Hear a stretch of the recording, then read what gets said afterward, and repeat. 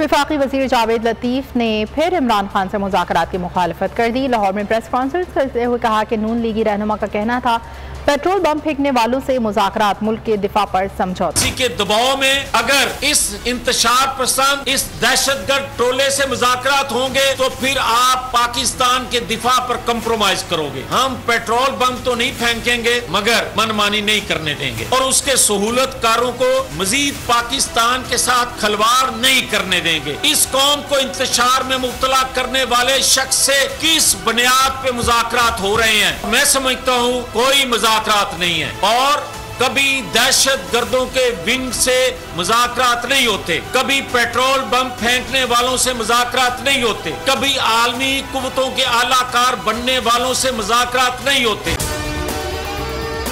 اور اگر آپ کو ہماری یہ ویڈیو پسند آئی ہے تو لائک پر کلک کیجیے۔ ہوائے نفس کی ہے حکمرانی، لٹیرا کر رہا ہے پاسبانی۔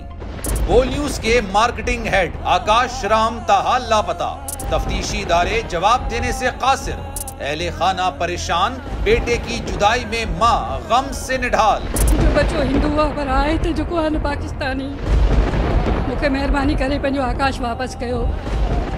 امریکی سینٹ میں کانگریس مین کی آکاش رام کے اغوا کے خلاف پرزور مذمت۔ And I, of course, have been concerned about some of the terrible disappearances, some of the abuses of human rights in Pakistan. United nation نے بھی آکاش رام کی بازیابی کے لیے مؤثر اقدامات اٹھانے کا عندیہ دے دیا۔ مشکل کی اس گھڑی میں عالمی میڈیا سمیت انڈین میڈیا بھی چیخ چیخ کر آکاش رام کی بازیابی کے لیے آواز اٹھا رہا ہے۔